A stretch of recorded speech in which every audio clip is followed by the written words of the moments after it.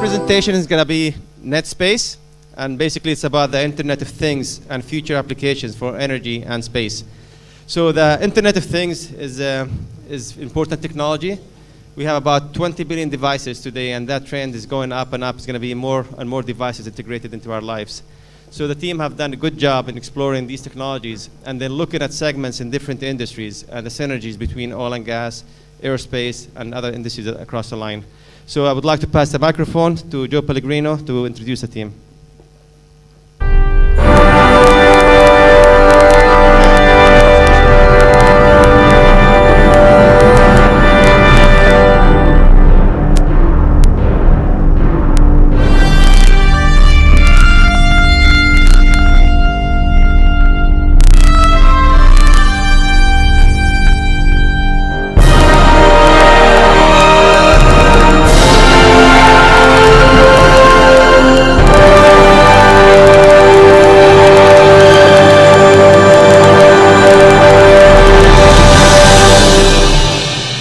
Bonjour, bon dias, guten Tag, namaste, daja hao, and welcome to today's episode of NetSpace, your favorite science and technology show. My name is Lucas Pfeiffer, and I will be your host tonight. Today's episode will be all about the current revolution of the Internet of Things, or IoT for short. So, what is IoT?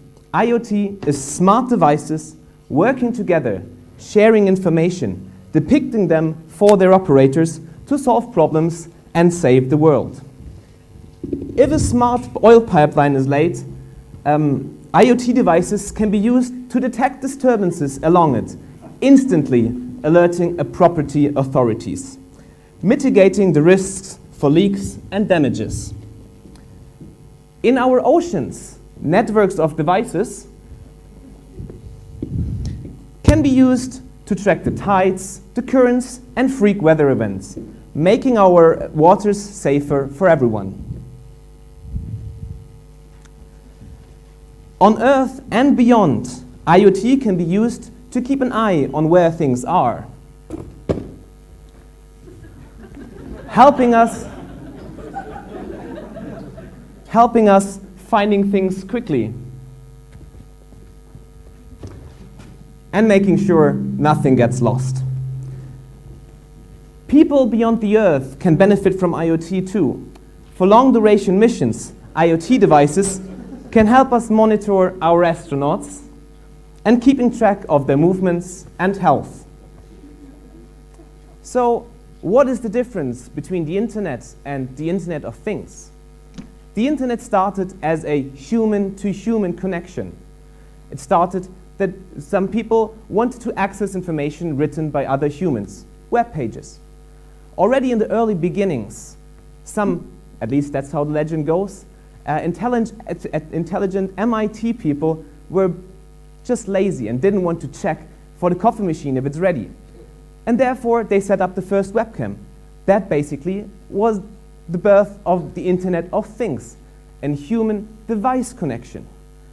But it is only until now, until very recently, that the full capability of the Internet of Things is being understood.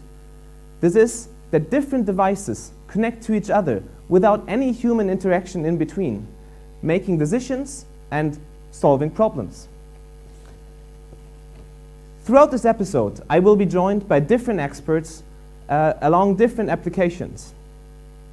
And in the end, we will join all together to discuss how all these applications merge together and how different applications can learn from others. Our first topic is the aging pipeline network. I don't know if you are aware that most of our pipelines are more than 40 years old. I myself shot yesterday in Germany a news report about the leakage of pipelines. And I was looking around, and it is not only a German problem. It is a problem all around the world. Thank you, Gladys, for that display, and good luck with the hip replacement. And now for something a little more serious. Last year, there were over 200 leaks from oil pipelines in the United States alone, resulting in massive damage to the natural environments and millions of dollars of economic loss. The oil and gas industry has announced a new raft of investments specifically to monitor their aging pipeline network in the States. We've yet to see if this will result in any reduction to the damage. Guten Tag, meine Damen und Herren. Bei Bauarbeiten ist heute Morgen eine Gasleitung beschädigt worden und ging in Flammen auf. 2 Menschen wurden getötet und mehrere teils schwer verletzt. Der wirtschaftliche Schaden geht schon jetzt in die Millionen. Wohnhäuser wurden beschädigt und Autos brannten aus. Erste Ermittlungen wurden eingeleitet. 欢迎大家收听这一段的新闻报道，来自中国石油公司的报道。今年检查发现，部分石油管路出现老化和泄漏的现象。石油公司将在今年加大石油管网的维修更换，新一代的石油管网检测系统将彻底解决这一问题。谢谢大家收听这一段的新闻报道。So you see, this is really an international problem. And therefore, I am very happy to welcome 2 experts in the field. Please help me welcome Elliot and Dan from Power for All. Hi, it's nice to have you. It's a pleasure.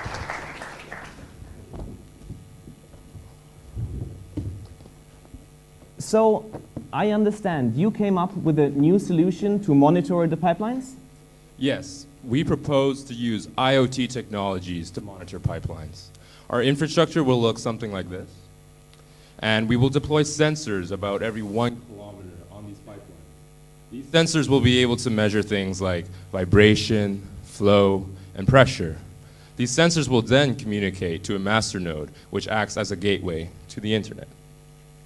So you need internet access all along your pipeline. Isn't that very tricky? Because I don't sometimes have internet access even here in the city, and pipelines can be in very rural areas. That's correct. And back when I was a news broadcaster, I used to think that was a problem as well.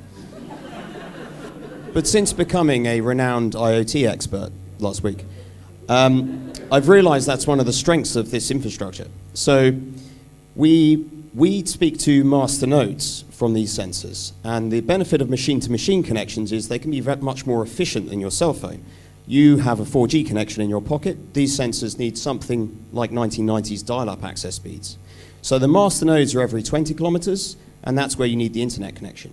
In an urban area, that can be a fiber, and in rural areas like this, a satellite internet connection does the trick nicely. Okay, that means you have all these devices along your pipeline without any connection to a cable. Don't you need to, that's mobile devices, don't you need to replace batteries from time to time? That's a very common misconception. Actually, the batteries can last for years without needing to be replaced. It's a more pressing issue to make sure that you don't have to do general maintenance on these devices. After all, we put them in some quite extreme environments, and they need to work continuously. So satellites operators and manufacturers are very used to building low-power, very reliable systems that can operate in harsh conditions for a number of years. And we're starting to deploy space technology on our own equipment to make them reliable enough to make this cost-effective. Speaking of cost effectiveness, is building up all these antennas and building up all this infrastructure really worth the money? Yes, it is. Current methods to monitor pipelines are actually very expensive. If we can use our infrastructure and save the need for even one traditional inspection, then we will already recover our costs. That was actually our pipeline theft alarm. See, last week we set up an IoT device to monitor and alert us whether our pipeline perimeter has been breached or not. And that looks like an Ishvan snooping around. We recognize, of course, that it's often desperation that drives people to such brazen acts, and that did look like a hungry man. But oil pollution from breached pipelines isn't just a local problem. It affects every global citizen. Yes, so our pipeline infrastructure is not only for monitoring pipeline leaks, but can also detect and alert us whenever there is criminal activities around us. We should probably reassure everyone that no one's pipes were harmed during the filming of that sequence. That was an IoT-enabled cake trap, just to entice the criminally minded with a tasty treat. But you can use this infrastructure for all kinds of other applications. So nearby farmers, for example, can have devices in their fields measuring the soil and their crop growth to help them optimize yield. Conservation and environmental monitoring devices, even weather stations that connect to the internet. and that improves weather forecasts for everyone. So you see, the secondary business applications are pretty tremendous. Okay, that really sounds very interesting, how many applications you can use with your infrastructure. But if it is so good to have, why don't have new pipelines have an internet access directly attached to them? Actually, new pipelines do have an internet access. The old ones don't, though, and that's our focus. As you said before yourself, most pipelines in the world today are greater than 40 years old. 40 years old. So it is actually exorbitantly expensive to retrofit and refit these pipelines with a fiber internet connection. Okay, so that means you are investing all this money into old pipelines. Why not invest it directly in renewable energy and preserve nature? I'm really glad you asked that, Lucas. Well, actually, we are investing in our infrastructure to make our old pipelines safer, so we don't have to build new ones. Our IoT infrastructure can actually be used for wind turbines as well. Our 70% of wind farms nowadays are actually located offshore in the middle of the sea. And in these offshore wind farms, they can actually experience many storms throughout a year. So obviously, the wind turbine blades have to survive and operate in these harsh weather conditions. So it is really important to us that we are able to monitor and detect any cracks in these wind turbine blades before it happens and before the blade reaches a critical failure state. So then we can then monitor the integrity of these blades better. Yeah, so conceptually, just like with the oil pipelines, we're connecting the physical world in real time, all of the time. And that means we no longer need to send humans on interventions or excursions into that physical world. The physical world will tell us when there's a problem.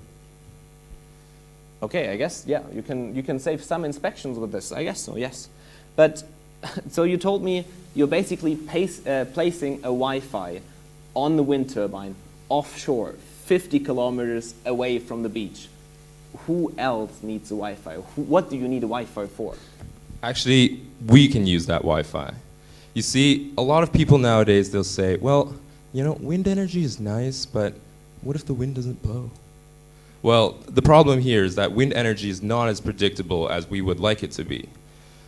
What we will do is actually deploy many offshore weather stations. So we will use buoys in the water around the wind farm. These buoys can measure meteorological parameters such as wind speed, wind direction, temperature, precipitation, all these things.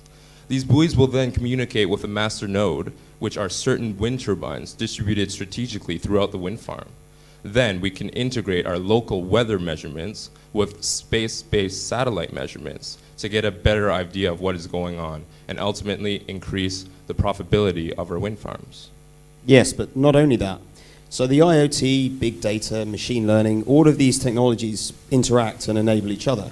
By connecting the physical world in real time, all of the time, we can start to give smart machines like these turbines enough data to make decisions on their own.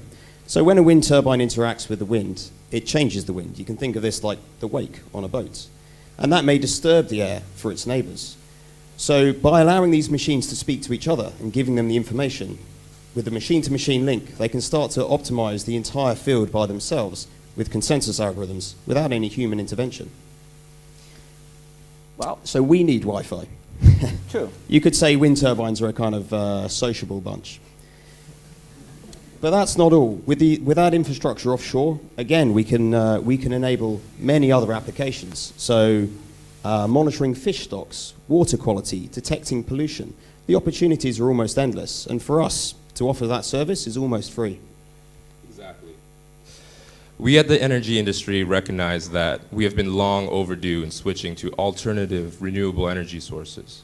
We believe that this IoT infrastructure is the first step in not only improving the outdated infrastructure that we still rely on today, but also moving towards a cleaner future by improving the profits of our wind energy.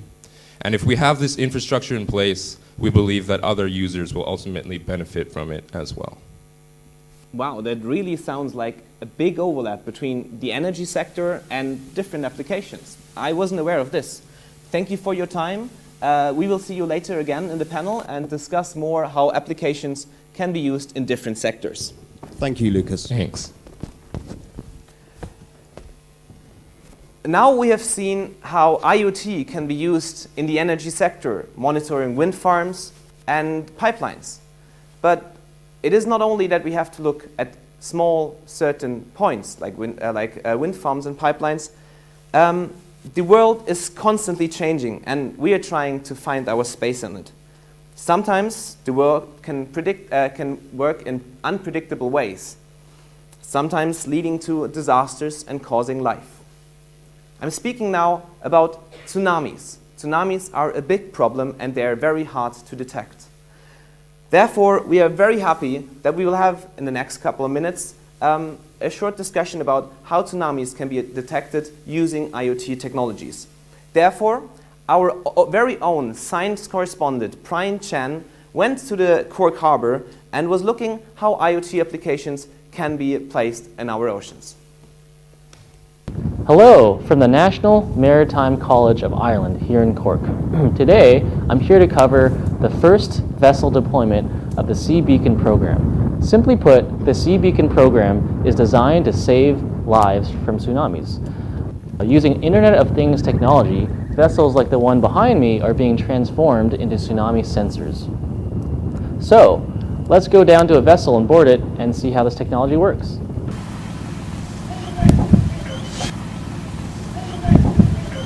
So I'm standing next to the shipping vessel here. Normal waves, such as the ones today, rock the boat every couple seconds. But tsunami waves are hundreds of kilometers long and can take up to 20 minutes to pass under a ship. So how are these tsunami waves detected? The engineering team behind Sea Beacon have designed an IoT device that does exactly that. We have here Sumesh, the lead designer of the Purple Turtle device, as you see here. So Sumesh, can you talk a little bit about the device? Purple Turtle is a model of engineering design. It's a small self-sufficient system that runs on solar power, and it doesn't require any connectivity with the host ship. Let's have a look inside the system. Sure, yeah. Here, the heart of the system is a GNSS module that constantly detects the location of the ship and measures the sea surface wave height. And using a remote-based, satellite-based communication technology, this information is sent to a remote location, that is the Tsunami Warning Data Center. And the advantage with this system is that it's very easy to install in any ship. Oh, really? Of course. Can you demonstrate that? Why not? Okay.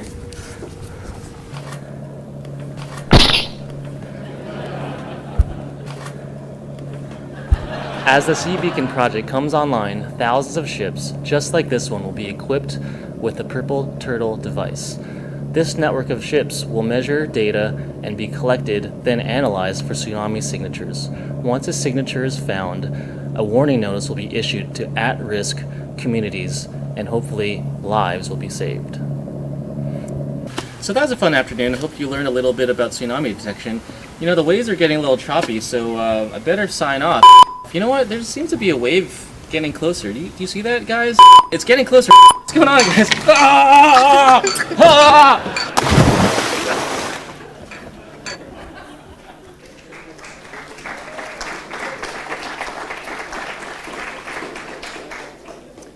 So Brian, welcome back on dry land. Thank you. It's good to be here. I see that last wave wasn't so well detected. What was going on there? Yeah, so at the time we shot that segment earlier this morning, we were still working on the calibration issues, but we think we've worked those out. And since then, in fact, the Sea Beacon program has since been deployed and is operational now, and one of our pilot programs on the coast of India. I remember that you went to India the other day, correctly. Can you explain us what you have seen in India? Yeah, sure. In fact, let's roll that video segment. Hello from the Tamil Nadu state of India. Now that the Sea Beacon program is online, we travel to the east coast of India, where some of the end users of the Sea Beacon program live. So let's go see what some of the local residents think of this new tsunami detection system. So I'm here with Satish, a local Tamil Nadu resident who's been living here all his life on the coast. Satish, what do you think of the Sea Beacon program? இந்த Sea Beacon program வந்து இப்போ வந்து எல்லாம் install பண்ணியிருக்காங்க. இது ரொம்ப உதவியாக இருக்கும்னு நினைக்கிறேன். ஏன்னா நாங்கள் வந்து இந்த கடலில் தான் ரொம்ப நாள் வாழ்ந்துட்டு இருக்கோம். இந்த கடல் தான் எங்களுக்கு வந்து சாப்பாடு கிடைக்குது இந்த கடல்னால தான். ஏன்னா மோஸ்ட் ஆஃப் த பீப்புள் வந்து இங்கே இருக்கவங்க எல்லாருமே வந்து ஃபிஷ் பண்ணி அந்த ஃபிஷ்ஷை வந்து வியாபாரம் பண்ணி தான் வந்து வாழ்க்கை நடத்திட்டு இருக்காங்க. 2004 சுனாமி வந்தப்போ நிறைய பொருட்சேதங்களும் உயிர் சேதங்களும் ஏற்பட்டுச்சு. இந்த சிபிகான் வந்து இப்போ நிறைய இடத்துல இன்ஸ்டால் பண்ணியிருக்கனால இது வந்து ரொம்ப யூஸ்ஃபுல்லாக இருக்குன்னு நினைக்கிறேன் சுனாமி டிடெக்ஷனுக்காக. உடனே சுனாமி டிடெக்ஷன் வந்து அந்த சிபிகான் கண்டுபிடிச்சி உங்களுக்கு கிடச்சி எங்களுக்கு அனுப்பிச்சி விட்டாங்கன்னா நாங்கள் வந்து மக்களை வந்து உடனடியாக வந்து வேறு பக்கம் அனுப்பிச்சி வச்சிடலாம். அதனால் வந்து பொருட்சேதங்களும் நிறைய உயிர் சேதங்கள் நம்ம வந்து தடுக்கலாம்னு நான் நினைக்கிறேன். இந்த ப்ரோக்ராம் வந்து ரொம்ப யூஸ்ஃபுல்லாக இருக்குன்னு நினைக்கிறேன். இட் வில் பி ரொம்ப கிரேட் ஹெல்ப்பாகவும் எங்கள் மக்களுக்கு உதவியாகவும் இருக்குன்னு நான் நினைக்கிறேன். That's great news. So let's say there is a tsunami warning. How do you find out about it? அதுக்கு வந்து இப்போ வந்து எல்லாத்துக்குமே வந்து மொபைல் இருக்குது. மொபைலில் வந்து டெக்ஸ்ட் மெசேஜாக கிடைக்கும். அப்புறம் வந்து வாட்ஸ்அப்பும் நாங்கள் வந்து இன்ஸ்டால் பண்ணி வச்சுருக்காங்க, சுனாமி வாட்ஸ்அப்பு. ஸோ அதுலேயும் வந்து அந்த இன்ஃபர்மேஷன் கிடைக்கும். இன்ஃபர்மேஷன் கிடைச்ச உடனே எல்லாத்தையும் வந்து அலர்ட் ஆகி எல்லாத்தையும் வந்து நம்ம வந்து வெளில அனுப்பிச்சி வச்சிடலாம். அதனால் வந்து நிறைய உயிர் சேதங்களை வந்து தடுக்கலாம். இந்த ப்ரோக்ராம் வந்து ரொம்ப ஹெல்ப்ஃபுல்லாக இருக்கும் அப்படின்னு நான் நினைக்கிறேன். Wow, that's great. Thank you so much. There you have it. Back to you in the studio.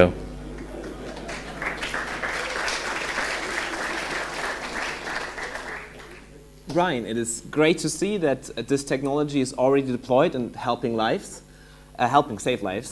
And now we are very happy that we were able to bring the full team of the Sea Beacon project here to us to Cork to discuss this technology further. Please give them a warm round of applause.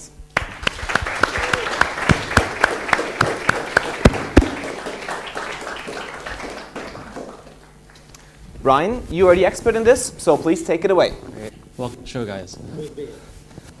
So let's do a bit of introduction here. We have the whole CBeacon team here. Starting to my closest, we have Sanish, who is the CBeacon Deployment Director of India. Next to him, we have Sumesh, the Chief Engineer of the Purple Turtle IoT device. And finally, we have Sam, the Chief Executive Officer of the CBeacon program. So let's start with Satish. Satish, tell me, as the Deployment Director, you guys just deployed this and is now operational. Can you discuss maybe some of the challenges that your team is facing? Yeah, first of all, let me thank you for inviting me and being the part of this CBeacon launching program. And the CBeacon program is going to have a great impact in the tsunami warning system. As my brother has pointed out in the video, you might have seen in the video, he has pointed out during 2004 tsunami. He was your twin brother. Yeah, Satish. Yeah. Yes, and you were Sanish. Yes, got it. Yeah. Okay. He has pointed out that during 2004 tsunami, we had encountered a lot of human loss as well as the lot of damage to the infrastructure due to the non-availability of a proper tsunami detection system. This CBeacon program is going to play a major role in detecting the tsunami and saving the human lives. As a deployment director, I'm going to implement this CBeacon program in India at the earliest and makes it operational. At the outset, let me compliment the entire team for the design and development of this small purple turtle device, which is a modular and cost-effective, which is the heart of the CBeacon program. Great. Thank you for your insight. Sumesh, I see you've brought an actual Purple Turtle IoT device in your hands right there. It looks pretty good. My understanding is your team designed and developed and deployed this IoT device very quickly. Could you describe maybe some of the key design constraints, engineering considerations you had in the development? Sure, thank you, Brian. This Purple Turtle is a highly sophisticated device which consists of a satellite-based navigation unit, inertial measurement system, and a satellite-based communication unit. One of the major hurdle in front of us was to design a system at low cost so that it could be deployed in more than 5,000 ships. And another design challenge was to make the system so reliable so that it will serve in harsh marine conditions without requiring any service for the longer duration. For ensuring that reliability, we had to develop our own hybrid qualification philosophy, which is based upon space technology, marine qualification standards, and military standards. Wow, that sounds like some pretty cool technology. So clearly it's very good at detecting tsunamis for coastal communities, certainly. Do you see this technology being applied in other fields? Of course. It can be used in energy sector for safeguarding the offshore assets. As you know, there are many people working in offshore wind farms and oil rigs which need to be protected. As you remember, in 2011, there was a major tsunami struck the Fukushima nuclear power reactor, which had a major breakdown, which could have been avoided by usage of such advanced warning system like a Purple Turtle. Great. Thank you, Sumesh. Thank you. So let's transition to Sam here, the CEO. Now, again, this technology sounds fascinating. Would you like to share some words of where this technology might go in the next few years? Thanks, Brian. I'll take it from here. For billions of years, How's he turning the lights ocean on? tsunamis have devastated coastlines, leaving a trail of destruction in their wakes. This technology represents the only and the last hope. Indeed, our mission statement is to globally protect together. Or as we say in the biz, to glow pro-toe. But why stop there? Yes, our vision is galactic, or galacto, glow, pro-toe. We will protect everyone, even astronauts, using state-of-the-art nuclear fusion technology, patent pending. We will conquer new horizons and conquer the ISS and beyond. Indeed, we will seed the cosmic ocean with purple turtle devices. Oh, thank you.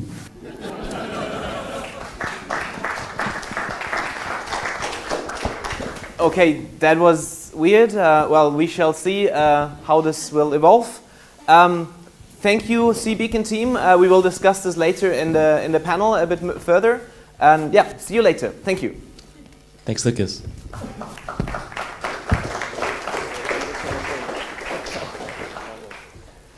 So we made our transition from the energy sector to humankind and detection of tsunamis, and saw that it needs a lot of different devices and a huge amount of devices to detect these tsunamis. And that's where the IoT technology has its strength.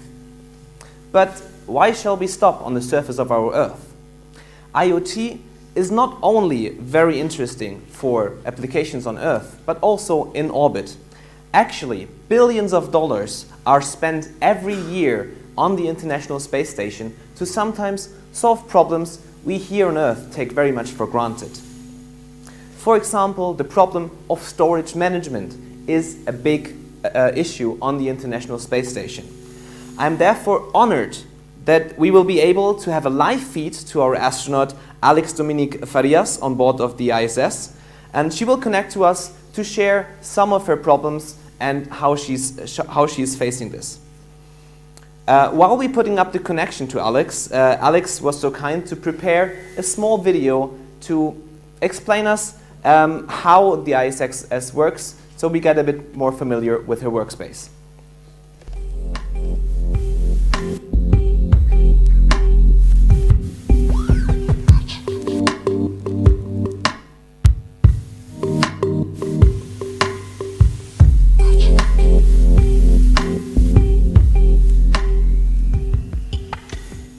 The ISS.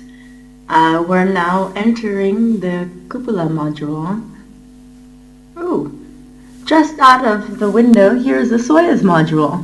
This is one of the ways that we get cargo on and off the station. We also have the Cygnus and Dragon docking vehicles. Let's go take a look at the Cygnus docking vehicle. As you can see, we get quite a bit of cargo in. The last mission had a payload of 3,376 kilograms.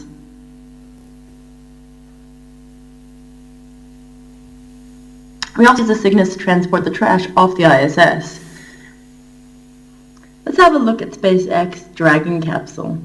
Now, you can see everything here is still floating around, and that's because we've already offloaded most everything, so all you see is the ties of what used to be tied down in here.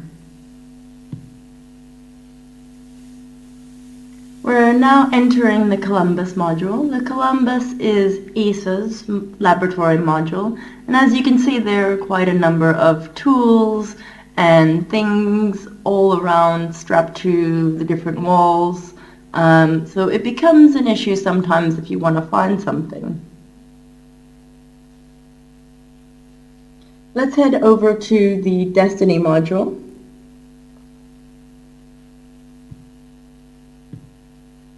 We're now entering the Destiny module. And this is the US laboratory, so very similar to ESA's laboratory. You can see that there's also food and things stored here. But what we're looking for is we're looking for our Rfid reader. And oh, there it is over in the corner.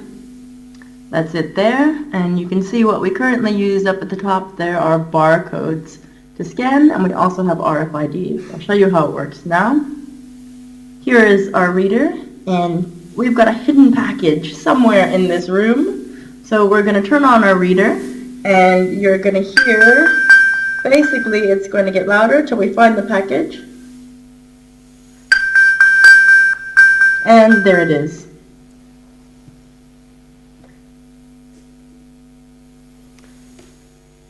Thank you, Alex, for putting up that video for us. You see, it is really quite a crowded space on the International Space Station. Therefore, I'm really excited that Alex now joins us live from the International Space Station to go more into detail about her newly developed technology. Let's see if the live connection is already up. Yes, we have video, very good. So, CIT calling ISS. Can you hear me okay? I hear you loud and clear, Lucas. Thank you. Great to have you join us tonight, Alex. And thank you for your video. How are you tonight?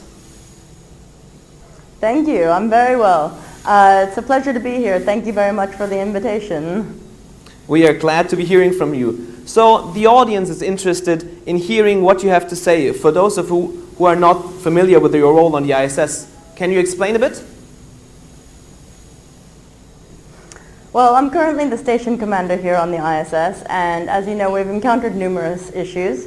I'm working right now with the stowage officer, and we are working on trying to solve one of our problems right now. So what is the problem and what is the solution?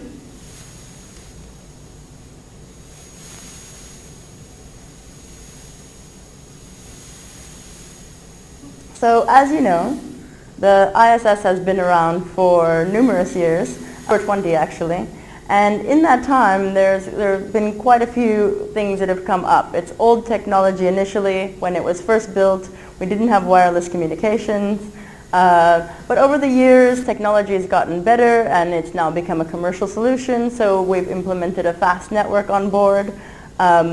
We now have smaller and cheaper devices that we can implement in different places. So before, things used to be very bandwidth heavy and battery powered. Like it was quite difficult for these things to actually be run on a normal basis. So what we're going to do now, and as you can see, there's quite a few space issues here on the ISS. And we have lots of stowage that comes in every 6 months, almost 3.5 tons that we're getting on a regular basis. And what we have right now are these cargo transfer bags, or CTBs. And when we look through them, we basically we barcode them and we look through each one individually and we place them. And in order to find something, we have to take them out in order and place them back again exactly the way we need to again. So it becomes very difficult to track an item if it's missing. And it's extremely time-consuming for the crew. So there's a lot of bags piled up all over the place, and everything is bungeed to the wall. So you could see how this could be a real issue. Wow, I really didn't realize that it's such an issue. So it sounds really like quite a nightmare. So how on Earth, or better, in space, would you solve a problem like this? I hear you have a concept in mind? So we certainly do have a concept in mind. We are actually looking at implementing an RF technology. We currently use barcodes, and we'd like to use an active RFID chip so that we can basically tag anything or any item in real time. And that means that essentially, if we're missing an item, we should be able to ping it from anywhere on the ship and see exactly where it is. And how exactly do these tags work? It's mobile devices. I guess they need a power supply?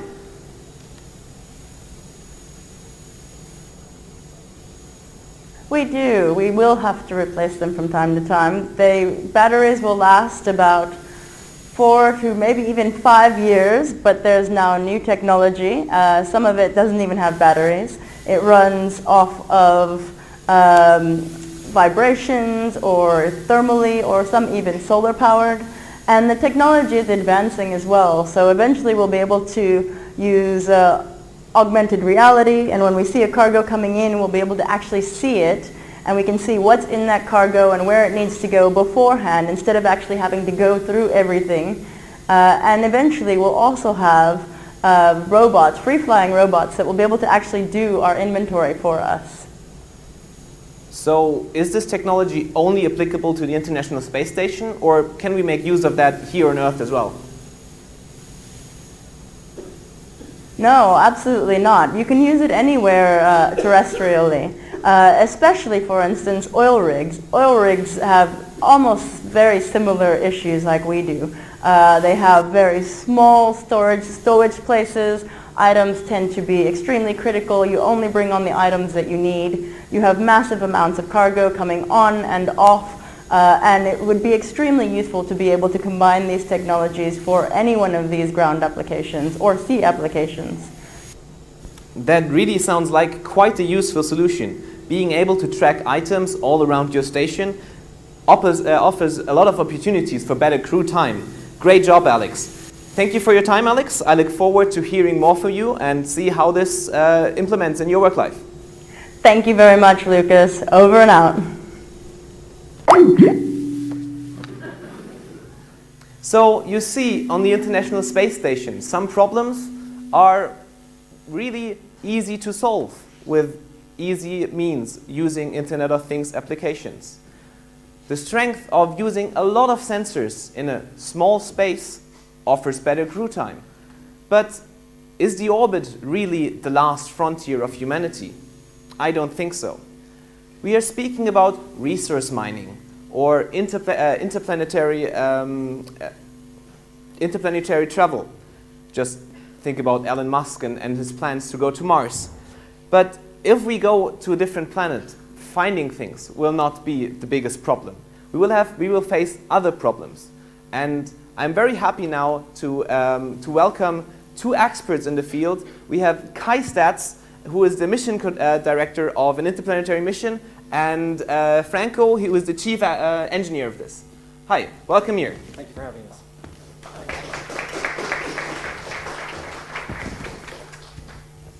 So, looking at the interplanetary scenario, like how exactly will your mission look like? And yeah, can you walk us through, please? Yeah, we are envisioning human and robotic activities on first starting with the moons of Mars, Phobos and Deimos.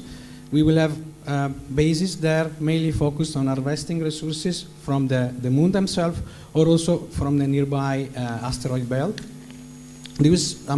Using local resources will allow us to make the whole mission much more lean, much less mass will need to be sent to Mars orbit, and this should lead with a much lower costs. That sounds great. So can you walk us through a bit about the technology used? Yeah, we are definitely thinking to use massively IoT technology. In particular, we will be using wireless technology as a way to quickly build and progressively build our network infrastructure. And wireless will allow us, even power, providing power wirelessly, will allow us to add very easily new devices such as a sensor and actuator in our system. Plus, we are planning to use very consistently current existing protocols for IoT, both at link and application level. This will allow us to spread data or dealing with data in a seamless way through the whole mission. Plus, this will allow us to create quickly, reliably, and also very securely, based on this protocol, our network. Okay, that sounds like a lot of use of IoT technology in the interplanetary mission. So what is the future plans of IoT technology in interplanetary? So the future plan we have is that based on the technology I just described, we will go further. In particular, we will be using devices like this one. This is an XP radio device. With those devices, you can build what the so-called auto-organizing mesh networks that will provide, all the robustness needed for a very harsh environment we will find on Mars or similar, let's say, extreme environment. these things, again, will allow us to be very reliant. So if you look at the schema, it's just shown now, you can think of the fact that you can have devices like this operating on robots, and you can create your network infrastructure on the fly. And if some of the robots will be offline or some of those devices will be offline, you can automatically reconfigure your network. So this will be a way of creating, at the same time, on-the-fly infrastructure, but also very reliable, very robust. And the last part is that we will need, our crew will be on Mars, minutes, hours away in terms of communication. This and very far away from Earth. You need a crew that will be completely self-reliant, very autonomous, and for that you need a cognitive support.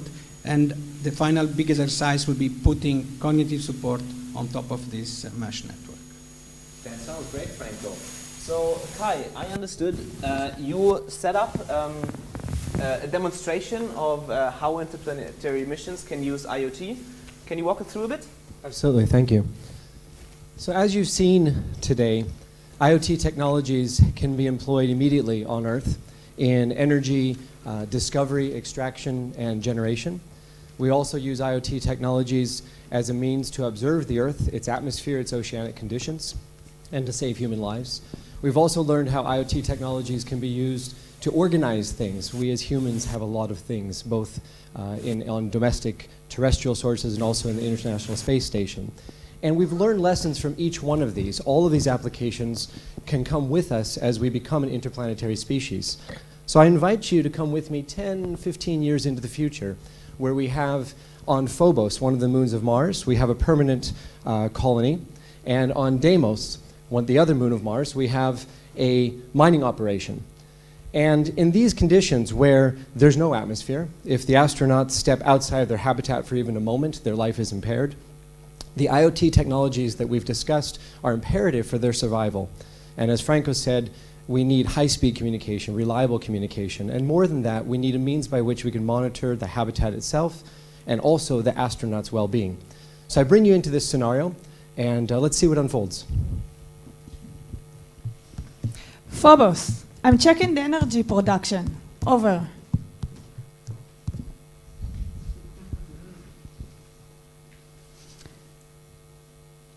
Oh, Mission Director, can you please take a look at the monitor here?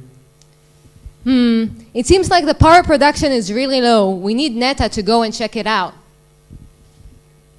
Deimos, we are detecting an anomaly in the power production. We request that you conduct an EVA to check the solar array. Copy. I will prepare for EVA.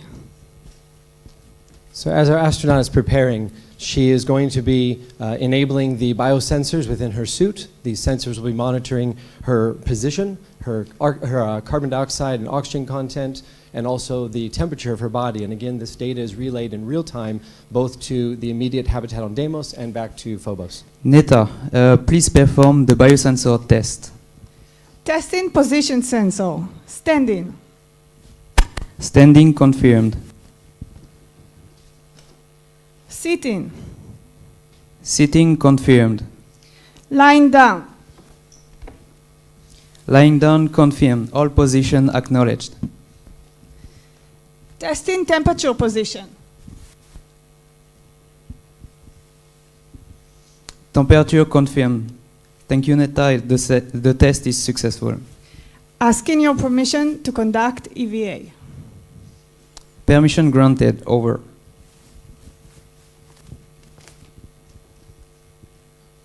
Our astronaut now leaves the safety of her habitat to move out onto the harsh conditions of the moon of Deimos.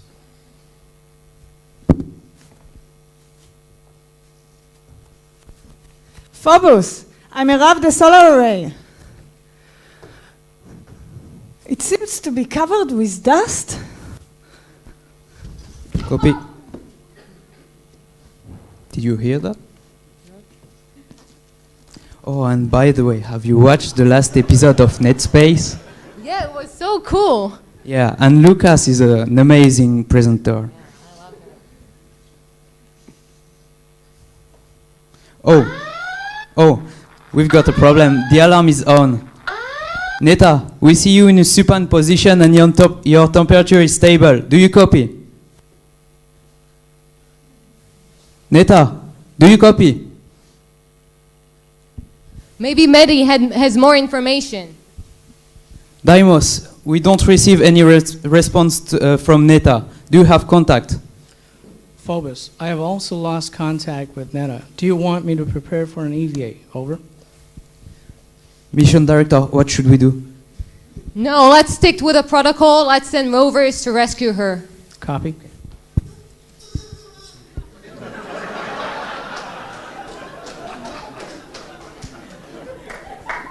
The rovers use wireless IoT technology to enable a swarm of rovers to go out into Deimos to discover and successfully bring our astronaut back to safety. Thank you, Kai. Thank you, Team Interplanetary, for this short depiction in how IoT devices can be used to monitor the health of our astronauts in long-duration missions.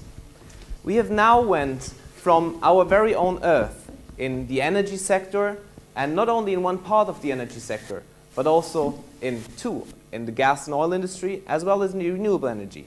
We saw there already that applications are not only have to stick in one discipline. The infrastructure they are providing can be used for a lot of other people and applications. We spent then to the international to Earth observation and saw how IoT devices and big networks of devices can be used to monitor our oceans and save human life. From there on, we stepped even further and saw that on the International Space Station and other remote places, IoT devices can help to make life easier. And we saw also that these applications are very useful for our daily life as well. And the last step, we saw that the IoT devices are also very helpful to monitor the health and well-being of our astronauts in long-duration missions. But is this only applicable for long-duration missions, or is exactly the same technology not also useful for our daily life, monitoring our elderly and seeing and instantly alerting emergencies if they have a heart attack or something similar? We see this whole universe of IoT is not one application next to another. It is all these applications together. Therefore, I'm very happy that we will now have a few minutes to discuss all these problems within the 4 applications and see how the different things can interact with each other. So I'm therefore very glad to have back on stage Daniel representing the energy sector, Satish for the Earth observation sector, Xingjing for remote platforms, and Franco for the Interplanetary. Give them a warm round of applause.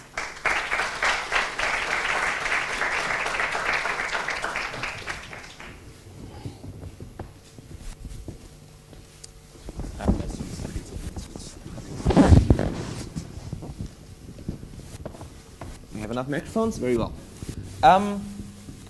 Okay, so we already saw that there's a lot of interconnection between the different applications.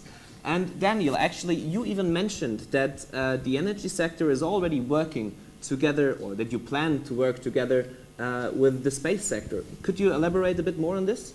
Certainly, yes. So it really breaks down into 2 areas, technical and social. Back when I was a renowned IoT expert, I was just focused on the technical, but now, as the CEO of a global energy company, I'm also focused on the social. So on the technical side, we have a lot of the same problems that we've seen in the space sector: reliability, low rate data links, a need to operate on low power, hazardous environments. And so there's directly comparable techniques as well as technologies that we can bring across.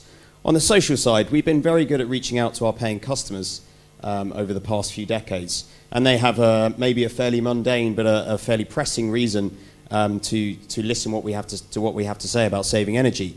But now with the new applications that are being enabled by the infrastructure we're putting in place, we're sort of becoming an IoT telecoms provider. And with those new applications, we need to reach a new generation for more exciting projects. And for that, we're looking to some lessons from the space industry, which has been pretty good at reaching out to new generations with excitement in a way that we haven't historically. Very true, very true. Xingxing, would you agree that there's quite a lot of interconnection between remote stations, space stations, and the energy sector? Yeah, definitely. I think the technology in both sectors can be transferred, and it's very similar. And the most important thing is reliability and the remote control. It's a very big similarity between the two sectors. So I think a lot of technologies can be transferred from the energy sector to our space sector. For example, in the energy sector, they usually use the very important equipment, just like the oil rigs. They are usually located in the desert and very deeply in the sea platform, just like the case in the space for the space station. So in that energy industry, they can get information and make automatic control over the oil rigs. So as well as we can do this kind of thing for the space station, we can use more efficient of the power for the space station. That's it. Oh, yeah, interesting. It's a good thought that an oil rig is very similar to a space station, and lessons can be learned from each other. Yeah. Satish, do you see any links between your application and one of our different guests here? Yeah, as Daniel pointed out, their infrastructure can be used in different fields, like that whatever IoT sensor we have developed for the tsunami warning system, which can also be used for the oil and gas industries like pipelines, oil rings, oil tankers. This IoT not only connects the different parts of life, and it also connects the different industries as well. Yeah, very interesting. I think it's a good opportunity for you if you would be able to deploy all your tsunami detection systems on all the oil tankers around the world. Because where else do you get that many ships always out on the ocean to detect tsunamis? Franco, speaking of interplanetary and the Internet of Things, and we already saw that the Internet of Things is definitely very interdisciplinary. Would you agree that IoT and interplanetary are both also very intercultural? Yeah, definitely intercultural, because for creating missions in such an extreme environment that is space, also on Earth, on Antarctica or on the seabed, you need a team of very highly skilled personnel, and most probably a single country could not even be able to put this together. So what is naturally happening is that those crew will be completely international, and you will have to bring together people from different country and culture.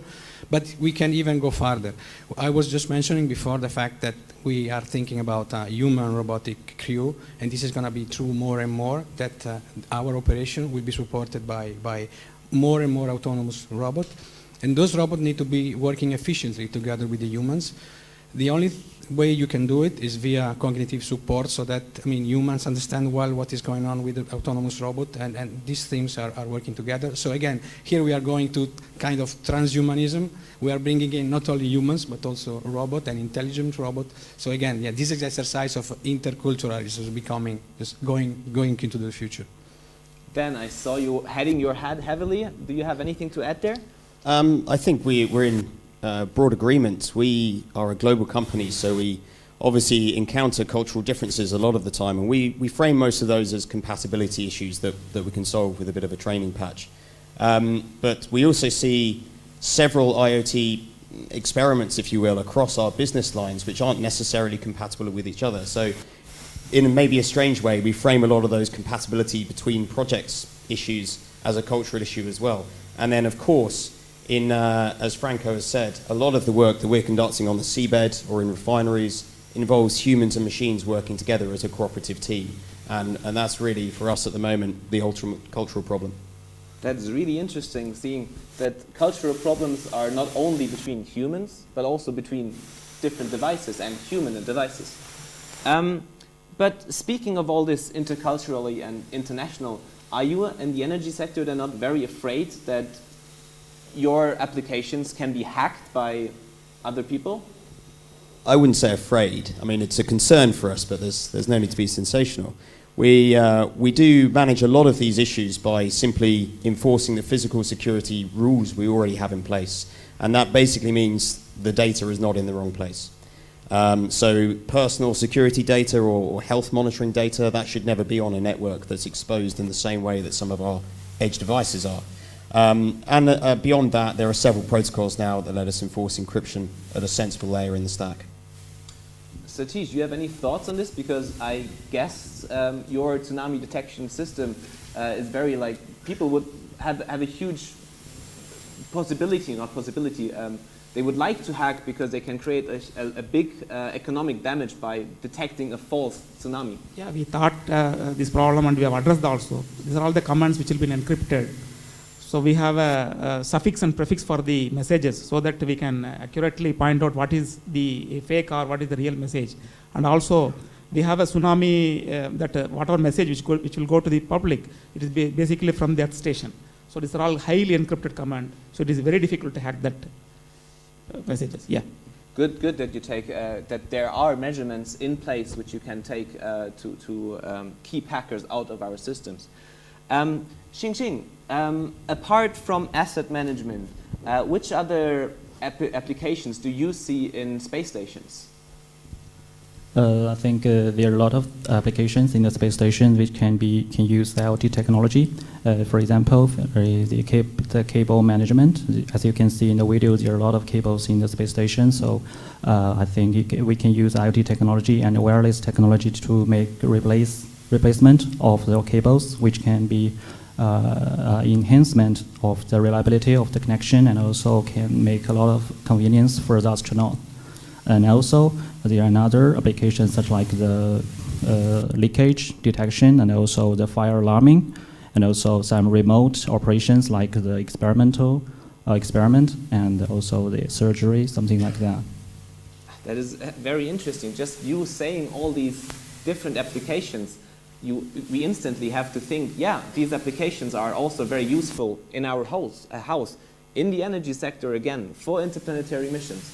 That is very interesting to see that on the ISS or on space station and on oil rigs, they're just the same problems as we have in our daily life. Franco, do you see any other ways to implement IoT in interplanetary missions? But at the end of the story, this boils down to this continuing exercise of spinning in and spinning out technologies and devices. At the end of the story, something you may be doing for smart houses or smart cities that is focused on optimizing energy or optimizing or diminish the waste you are producing. The same kind of problem are just extreme in your space missions, where you need to be very efficient in recycling things. So whatever technology or devices you are putting in operation on Earth to deal with this kind of problem, you can just take them and use them. And especially when this technology is becoming kind of everyday technology, and you can find component of the shelf, this will just bring down cost, and you can take a huge advantage out of it, because again, since space missions are very costly, if you can find devices on the market that you can use, that would be just perfect. Maybe you need an adaptation, but this is the idea. I mean, every time a technology become spread technology, then normally price goes down, and there is advantage for everybody. Yeah, again, we see that using different disciplines will definitely help us making our missions easier. But we are also a very international team here. Maybe we could also learn from what applications are in place in different countries, and then maybe make them implement them also in our countries. Xingxing, could you maybe tell us what kind of IoT applications are already in place in China? Yeah, I think that I can give you examples that just for the transportation of people everyday life, it's just something like the sharing bikes. Oh. What is this? I'm getting something. Okay, this is actually the tsunami detection system deployed in the Cork Harbor. There is a tsunami coming in right now. We have to evacuate the building. Please leave ASAP. Ladies and gentlemen, thank you all for joining today. It was a very informative section. Please stay calm and evacuate the building very calmly. Goodbye.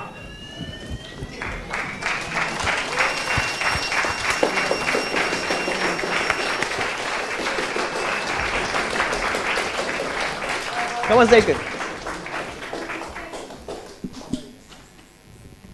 Come on stage.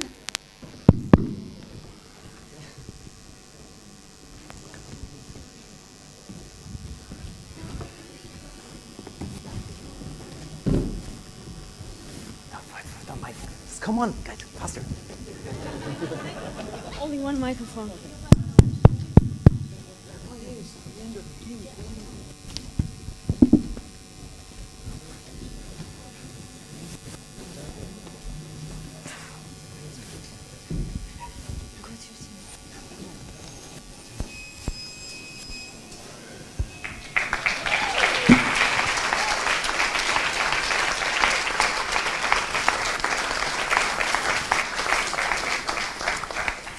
Thank you all. Now, I hope you have enjoyed the show, and we are here for questions, please. All right, let's start with the judges. Who wants to start?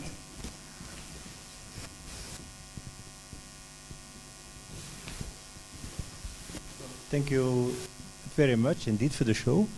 Although I will not rely on the robot to be safe, to be very honest. It was a bit squeaky.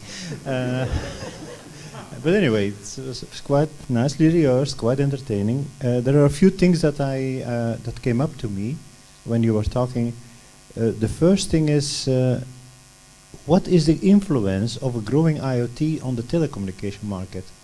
Does that mean that we have to need new transponders, satellites in other inclinations, other orbits? What's going to be the effect of this on the telecommunication market? Danny, do you want to take the question, please?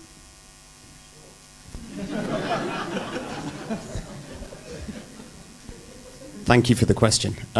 So there are a few different models for or mission architectures for providing IoT connectivity from space. As you know, the space communications market historically is more of a largely driven by broadcast TV.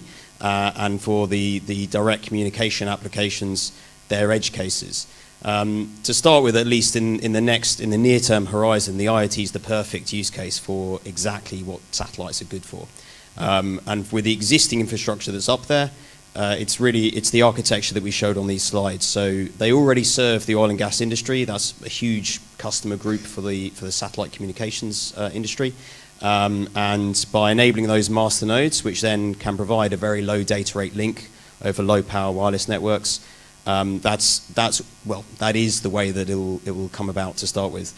Beyond that, in maybe the medium horizon, there are direct communication channels which could be used for IoT devices. I think the mission architecture is a little bit harder to justify given what's there at the moment. Will work very well around the edges, and in cities there are cell phone towers. I was more thinking about, for instance, on the coverage of the poles at the moment is not fantastic, while you have a lot of pipelines on the North Pole. So do we need a new generation of satellites to cover, to fill these gaps? It's not fantastic, but it's not non-existent.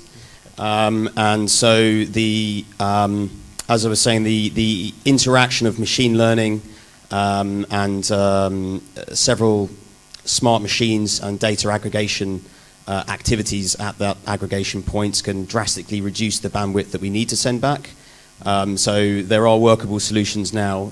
Taking the pipeline example, we're very interested in when someone's breaching it. What Earth observation data tells us is, there was a problem last week, which is a bit late, potentially, particularly for poles. What we can do, even without data aggregation, we can still get same-day alerts quite happily and deploy something to deal with it.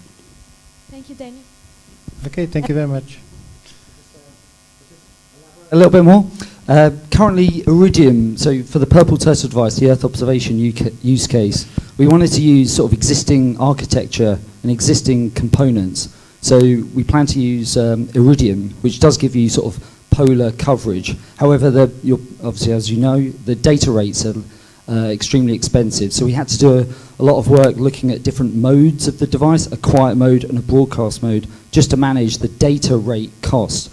However, in the sort of next 5-year time horizon, as you know, there's I think they're called high throughput satellites that are coming online from, well, supposedly SpaceX and OneWeb and O3b. That will, what our research shows that we put into the report, that will reduce the data rate cost by a factor of 10. That's why this market is ripe for sort of IoT in the next kind of, well, now and the next sort of 5-year time horizon. That's a very correct remark. O3B and so will make a change. Thank you very much. Very good show. Thanks very much. Actually, about the purple turtle, I was just curious. How far did you go with the design? Was it purely a scenario, or are you genuinely trying to design a new system? Okay, Tam. Well, as you can see, Neve, this is very early prototype stage. You know what? We actually went into some detail because the whole we were sort of one of the assignments was set to develop a mission architecture, and yeah, we really wanted to keep it sort of realistic and sort of in keeping with existing technology. So yeah, in terms of design, all the components are actually specified and off the shelf. So again, we wanted to reduce sort of development time and keep it as realistic as possible. And also in terms of existing infrastructure, I've talked about GNSS and Iridium as the sort of SATCOM component. But we actually want to install it on, we've actually contacted a fleet management program and asked their sort of view on installing it on observation vessels. And their feedback was, which is in the report, yeah, it's in keeping with that philosophy of volunteering sort of observation data. There's a whole crowdsourced industry out there for Earth observation data on the ground. So effectively you'd clip onto a handrail on an existing vessel, and you've got this mobile fleet of devices which augment the existing tsunami warning network. So Sam, so then, do you have a viable product? Like, I mean, is this a consequence, an accidental consequence from this project that you could genuinely, viably have a solution to something that you can roll out? Well, yeah, that's quite a good question. So yeah, we've effectively kind of started sort of a discussion internally about because compared to sort of the interplanetary kind of use case, this is a lot more sort of near term. So yeah, frankly, we've started a sort of discussion about just how feasible it is, and I've sent emails off to the Tsunami Warning Center in Hawaii, which is like the global kind of coordination center, because they came up with the original GPS method of detection in literature, which came out from a literature review. So yeah, I want to get their kind of feedback, but I mean, I think it's a goer. It wouldn't have to be tsunamis either. It's a small self-contained box sitting on a boat. So it could be other sensors, temperature, humidity, metadata as well. I have a quick question here. One of the important elements of this thing being successful is security, privacy, prevention from being hacked. Can you maybe elaborate more on the cyber security components and how that's going to be not an issue in the future? Franco, do you want to answer? Yeah, as we have put on the report, the idea is that already existing protocols, and in particular we are kind of saying that this protocol called DDS, so Data Distribution Service, can be a good solution. We came up with this kind of bringing this opinion also because it's one of the is basically the only protocol that is currently being used in the military and defense application. So it must be inherently secure in this sense. So we do believe that by using this protocol that has already a fully, completely embedded security layer divided in 5 different what they call plugins. So you can, it's also very flexible. You can use one of those 5 plugins you need, and if you use all of them, you kind of reach a full security of your system. So we think that there are already well-proven solutions right now, already used by, again, as I said, the defense sector, that I can trust them for being quite secure. If you look at the document provided by this standardization, this is also one of the nice things of DDS. There is a standardization organization behind it, the OMG, and they produced kind of 200-page document exactly only on security and how the way they implemented in DDS. So I think already existing solutions are available and can be used for this purpose. Thanks, Franco. Thank you, Franco. Danny, do you want to add some more?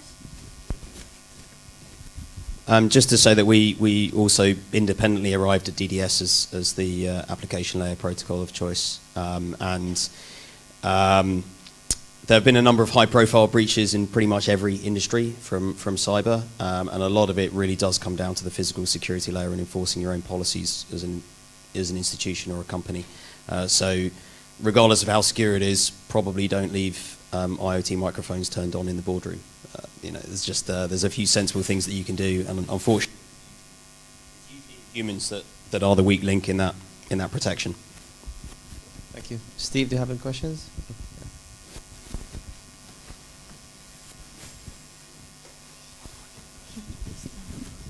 Yes, thank you for your presentation.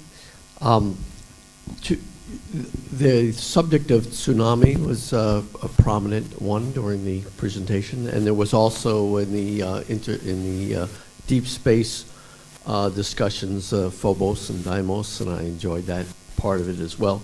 I'm curious as to whether the team made use of or had access to the ISU team projects that specifically went into those subjects. There was one on Southeast Asian water damages and tsunami a decade or so ago, and one on called Mars X that looked at Phobos, human base on Phobos, just a couple of years ago, master's program.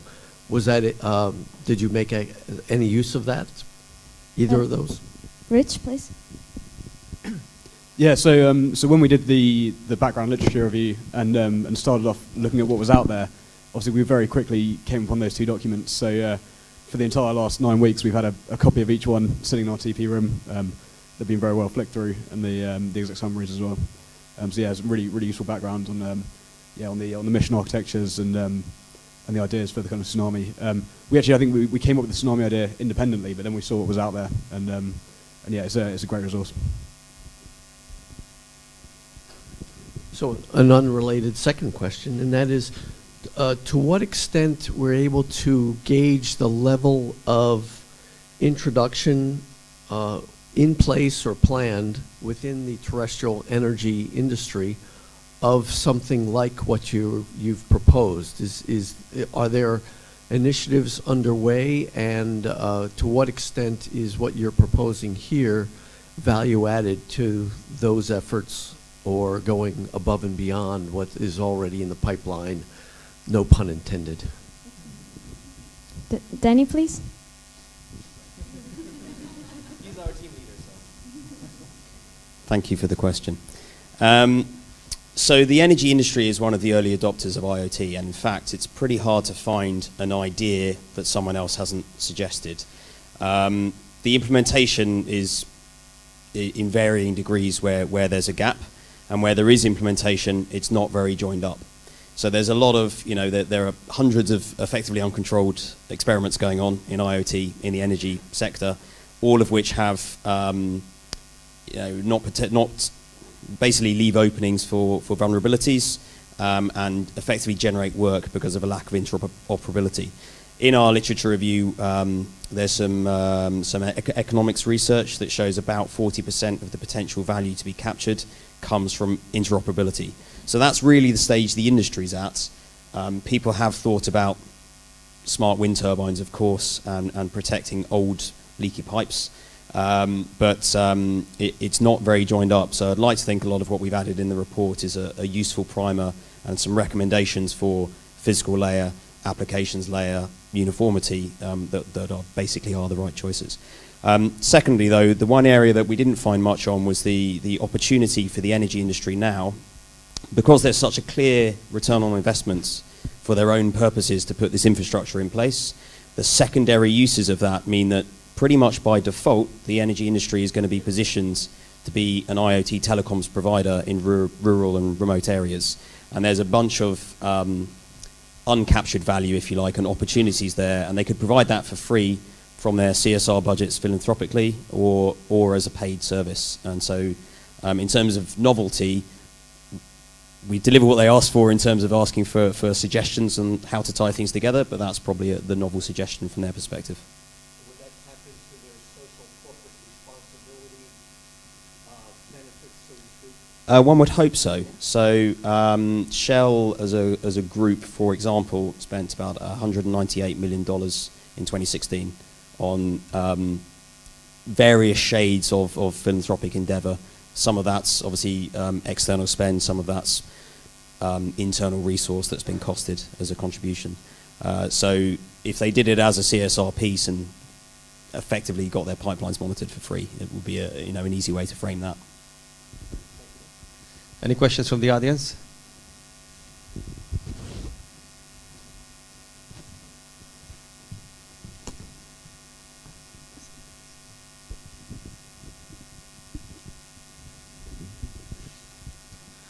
Hello guys, I love your presentation, very creative and innovative.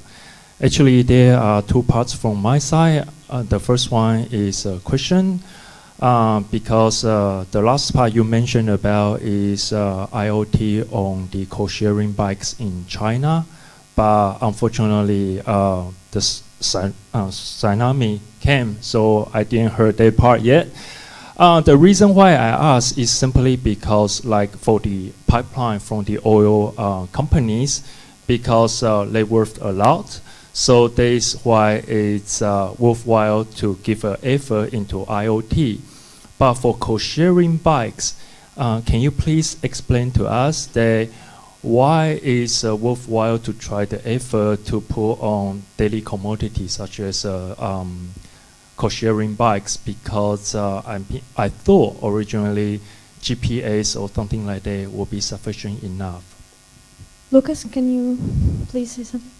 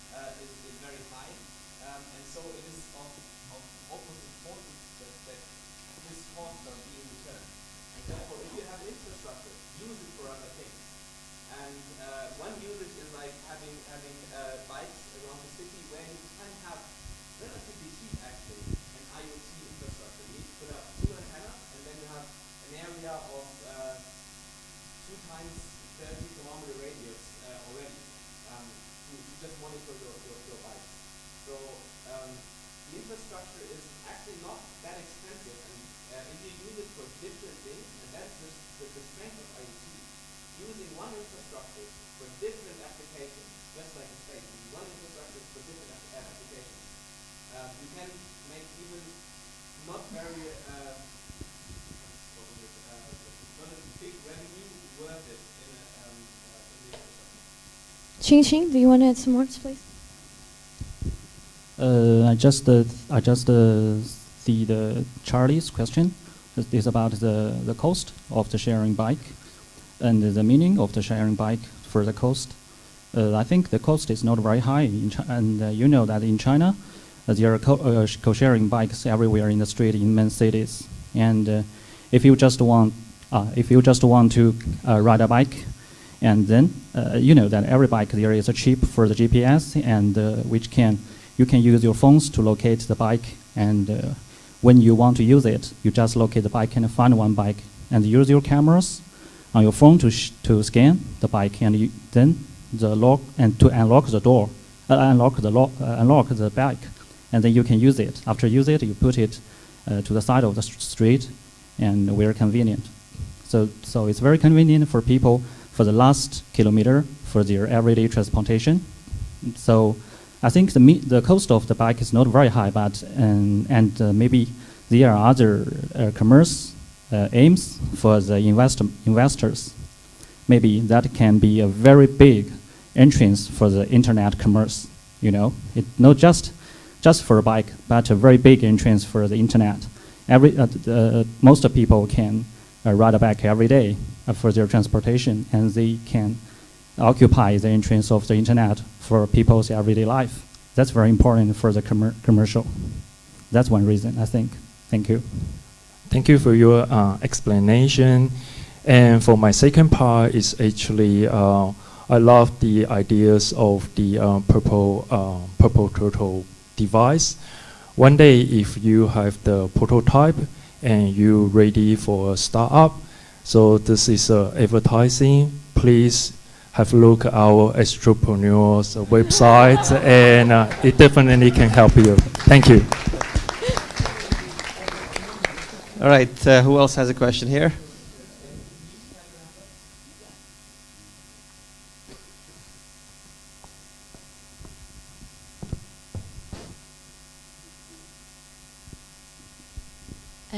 Thanks very much for acknowledging the international aspect in your project. But can one of you take me through how, or if the whole team were involved in putting the presentation together, and how you actually divided up the workload? Okay, Siobhan, please. Thank you for the question. I don't think I'd be doing any talking or being on stage at all. So I was in charge of putting together our presentation. So I figured that each of the people, because we had been divided into groups, so there was the energy, the Earth observation, the remote platforms, and the future space expeditions. So I figured that the people that had been working really in depth on that content would know the content better than I would or anybody else on the team would, and they'd know how best to put across their information. So I chose to do it as a TV show kind of thing, because from watching all the previous year's presentations, they did a lot of like expert panels or fake news, well not fake news, but pretend news stories. So I thought that a TV show situation was a very kind of natural environment to have experts come on and talk about themselves, because that's what happens on chat shows and things like that. So that way we were able to have our experts and our news reporters and our engineers all come on and talk about their own work, but still have a common theme, so we could keep tying it all in together.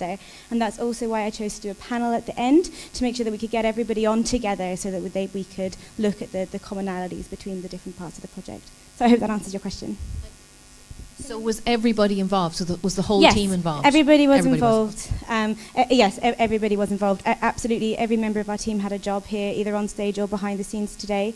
All of our members are involved. Can I add something? So how it works was, as Siobhan said, we have our team split in several groups, but we have a representative for the presentation team in each group. So that's how it works. So basically we organize meetings, and when we have the need for the meetings, we were calling the representative, and we were working together. So this happens like three weeks before now, and by the very end, last week, everybody was working on the presentation. So, and Tuesday, when we delivered the report, everybody was here and everybody was working and knew the roles before. Thank you. Any other questions? All right, before I'm going to give it to Joe Pellegrino for some closing words, but before, I would like to remind you guys, when we finish between TPs, if you can gather at the cafeteria, because there's been a lot of noise outside. There's people working here. So in between TPs, if you could just gather at the cafeteria, that would be great. So I just want to say a few words. It's been an honor meeting all of you, leading such a talented team. I'm very proud of what you guys produced. I want to thank ISU, Omar, our sponsors, Shell, for making this possible. So congratulations. Great job. Thank you, Joe. All right, thank you.